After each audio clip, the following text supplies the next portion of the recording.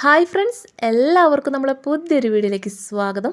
ഇന്ന് നമ്മൾ കപ്പ, അതായത് കൊള്ളി വെച്ചിട്ട് നല്ല ടേസ്റ്റിയും ഹെൽത്തിയും ആയിട്ടുള്ള നല്ലൊരു അടിപൊളി ഐറ്റമാണ് കേട്ടോ തയ്യാറാക്കാൻ പോകുന്നത്. വളരെ കുറഞ്ഞ സമയത്തിനുള്ളിൽ വളരെ കുറഞ്ഞ ചേരുവയിൽ തയ്യാറാക്കിയെടുക്കാൻ പറ്റിയൊരു അടിപൊളി ഐറ്റമാണ്.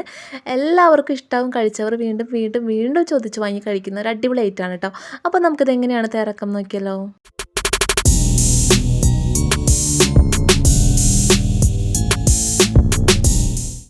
അപ്പോൾ നമ്മളിത് ഉണ്ടാക്കാനായിട്ട് ആദ്യം കുറച്ച് കൊള്ളി ഒന്ന് പുഴുങ്ങിയെടുത്തിട്ടുണ്ട് കേട്ടോ. ഞാനിവിടെ ഉപ്പിട്ട് വേവിച്ചെടുത്ത 1 കിലോ കൊള്ളിയാണ് കേട്ടോ. അപ്പോൾ നമ്മളിവിടേക്ക് കൊള്ളി എന്നാണ് പറയുക. ചില സ്ഥലങ്ങളിൽ മരച്ചീനി, കപ്പ എന്നൊക്കെ പറയും.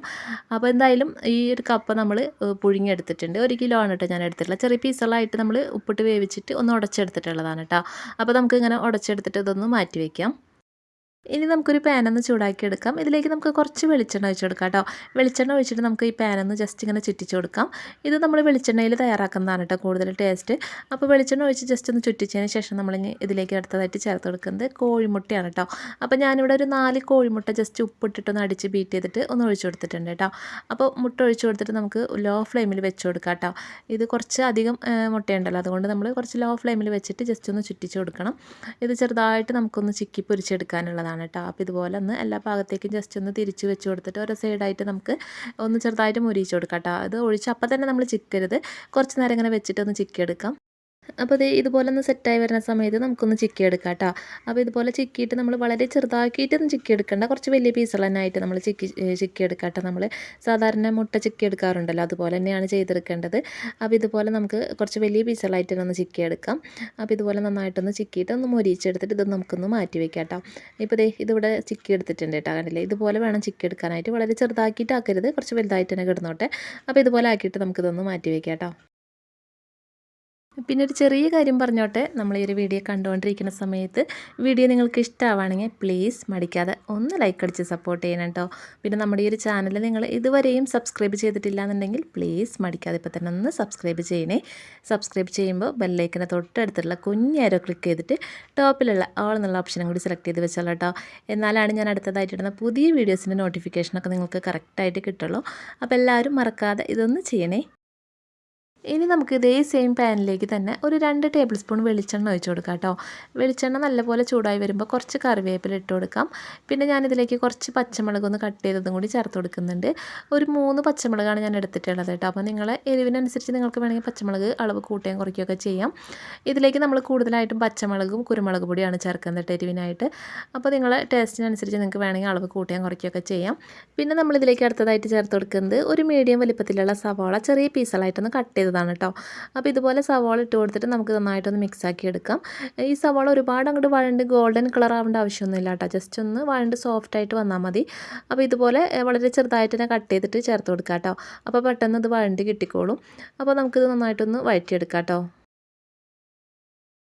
അങ്ങനെ ഇപ്പോൾ നമ്മുടെ സവോളയും പച്ചമുളകും കറിവേപ്പിലൊക്കെ നന്നായിട്ടൊന്ന് വഴണ്ട് വന്നിട്ടുണ്ട് കേട്ടോ.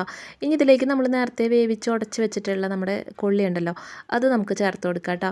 അപ്പോൾ കൊള്ളി ചേർത്ത് കൊടുക്കുന്ന സമയത്ത് നമ്മൾ ഫ്ലെയിം ലോ ഫ്ലെയിമിലാക്കി വെക്കണം കേട്ടോ. അടി പെട്ടെന്ന് കരിഞ്ഞു പിടിക്കാൻ ചാൻസ് ഉണ്ട്. അപ്പോൾ ലോ ഫ്ലെയിമിൽ വെച്ചിട്ട് നമ്മൾ കൊള്ളി ചേർത്ത് കൊടുക്കുക. കൊള്ളി ഇട്ട് കഴിഞ്ഞാൽ നമുക്ക് നന്നായിട്ട് മിക്സാക്കി കൊടുക്കാം കേട്ടോ. നല്ല പോലെ നമ്മൾ ഈ ഒരു സവോളയും പച്ചമുളകൊക്കെ ഒന്ന് മിക്സ് ആവാനുണ്ട് ഇതിൻ്റെ ഇടയിൽ. അപ്പോൾ നന്നായിട്ടൊന്ന് മിക്സാക്കി കൊടുക്കാം കേട്ടോ. നല്ല പോലെ ഒന്ന് മിക്സ് ചെയ്ത് കൊടുക്കുക. കൊള്ളി നമ്മൾ ഇതുപോലെയൊക്കെ ചെയ്യുകയാണെന്നുണ്ടെങ്കിൽ നമുക്ക് 4 മണി സമയത്ത് ചായയുടെ കൂടെ കഴിക്കാനായാലും അതുപോലെ രാവിലെ നമുക്ക് ബ്രേക്ക്ഫാസ്റ്റിനായിട്ട് കഴിക്കാനായാലും നല്ല അടിപൊളി ടേസ്റ്റാണ് കേട്ടോ. ഇത് നിങ്ങളിതുവരെ ട്രൈ ചെയ്ത് നോക്കിയിട്ടില്ലെന്നുണ്ടെങ്കിൽ തീർച്ചയായിട്ടും ഒന്ന് ട്രൈ ചെയ്ത് നോക്കണം കേട്ടോ. അപ്പോൾ നമ്മളിതിവിടെ നന്നായിട്ട് മിക്സാക്കി എടുത്തിട്ടുണ്ട്. ഇനി നമുക്കിതിലേക്ക് നമ്മൾ നേരത്തെ ചിക്കി വെച്ചിട്ടുള്ള മുട്ടയുണ്ടല്ലോ, അത് നമുക്ക് ചേർത്ത് കൊടുക്കാം കേട്ടോ. അപ്പോൾ നമ്മൾ മുട്ട കൂടി നമ്മളിതിലേക്ക് ചേർത്ത് കൊടുക്കുകയാണ്. പിന്നെ നമുക്കിതിലേക്ക് മുട്ട വേണമെങ്കിൽ പുഴുങ്ങിയിട്ട് ഒന്ന് ഗ്രേറ്റ് ചെയ്തിട്ട് ചേർത്ത് കൊടുക്കാം കേട്ടോ. അപ്പോൾ എങ്ങനെ വേണമെങ്കിലും ചേർക്കാം. ഇങ്ങനെ ചേർക്കുന്നതാണ് കുറച്ചും കൂടി നല്ലത്, നന്നായിട്ടൊന്ന് മുരിഞ്ഞിട്ടൊക്കെ കിട്ടുമല്ലോ. അപ്പോൾ ഇങ്ങനെ കഴിക്കുമ്പോൾ നമ്മൾ ആ ഒരു മുട്ടയുടെ പീസുകളൊക്കെ കഴിക്കുന്ന സമയത്ത് നല്ല ടേസ്റ്റ് ആയിരിക്കും കേട്ടോ, നന്നായിട്ട് മുരിഞ്ഞ് കിട്ടുമ്പോൾ. അപ്പോൾ ഇതുപോലെ നമ്മൾ മുട്ട ചേർത്ത് കൊടുക്കുക. പിന്നെ നമ്മൾ അടുത്തതായിട്ട് ഇതിലേക്ക് ചേർത്ത് കൊടുക്കുന്നത് കുരുമുളക് പൊടിയാണ് കേട്ടോ. കുരുമുളക് പൊടി ഞാനിവിടെ അത്യാവശ്യം കുറച്ചധികം തന്നെ ചേർത്ത് കൊടുക്കുന്നുണ്ട്. നമുക്കിതിൽ കുരുമുളകിൻ്റെ ആ ഒരു ഫ്ലേവറാണ് മുന്നിട്ട് നിൽക്കേണ്ടത് കേട്ടോ.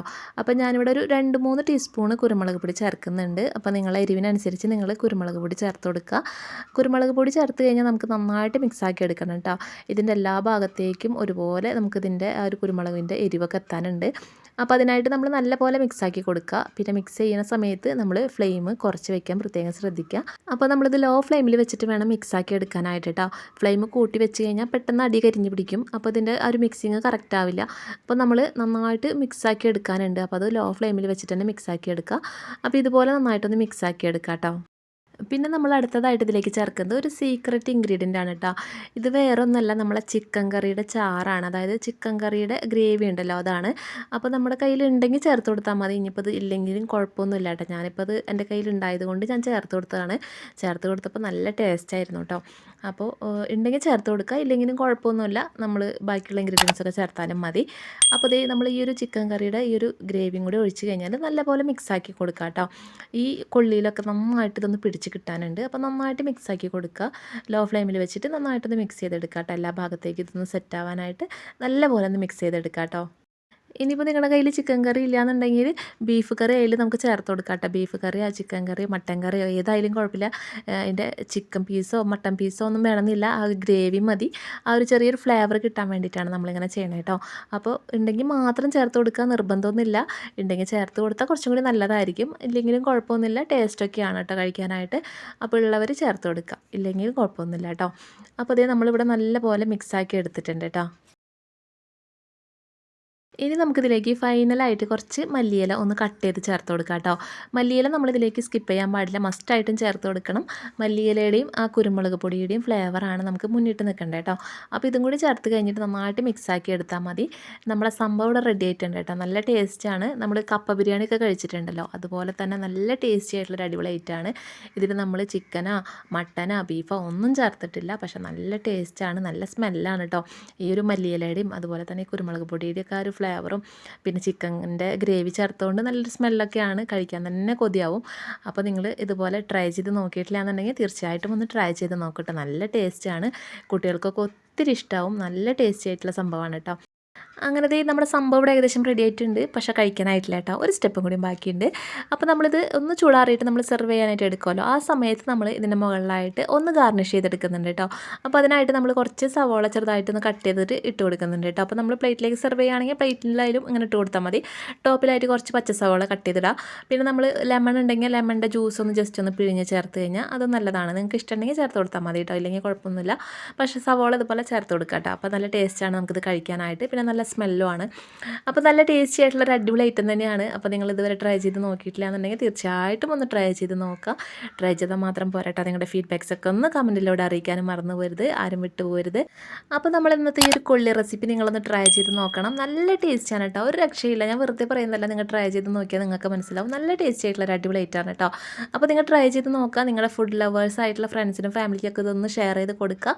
സിമ്പിളായിട്ട് തയ്യാറാക്കി എടുക്കാൻ പറ്റിയ അടിപൊളി ഐറ്റമാണ്, അധികം ചിലവൊന്നുമില്ല കേട്ടോ. അപ്പോൾ എല്ലാവരും ട്രൈ ചെയ്തിട്ട് ഫീഡ്ബാക്ക്സ് അറിയിക്കുക. പിന്നെ നമ്മുടെ ചാനൽ സബ്സ്ക്രൈബ് ചെയ്യാതെ വീഡിയോ കണ്ടുകൊണ്ടിരിക്കുന്ന ആരെങ്കിലുമൊക്കെ ഉണ്ടെങ്കിൽ പ്ലീസ് മടിക്കാതെ ഒന്ന് സബ്സ്ക്രൈബ് ചെയ്ത് സപ്പോർട്ട് ചെയ്യണം കേട്ടോ. ഇതുവരെ സപ്പോർട്ട് ചെയ്ത എല്ലാവർക്കും ഒരുപാട് നന്ദിയും സ്നേഹം അറിയിക്കുകയാണ്. തുടർന്നും നിങ്ങളുടെ എല്ലാവരുടെ സപ്പോർട്ട് പ്രതീക്ഷിച്ചുകൊണ്ട് മുമ്പോട്ട് പോവുകയാണ്. അപ്പോൾ എല്ലാവരുടെ സപ്പോർട്ടിനും ഒരുപാട് നന്ദിയുണ്ട്. അപ്പോൾ ഇൻഷാ അല്ലാഹ് ഇതുപോലെ നല്ല വെറൈറ്റിയും ടേസ്റ്റിയും ഹെൽത്തിയും ആയിട്ടുള്ള അടിപൊളി റെസിപ്പികളും ടിപ്സുകളൊക്കെ ആയിട്ട് നമുക്ക് വീണ്ടും കണ്ടുമുട്ടാം. അപ്പോൾ ഇതുവരെ വീഡിയോ കണ്ട് സപ്പോർട്ട് ചെയ്ത എല്ലാവർക്കും ഒരുപാട് നന്ദി. താങ്ക്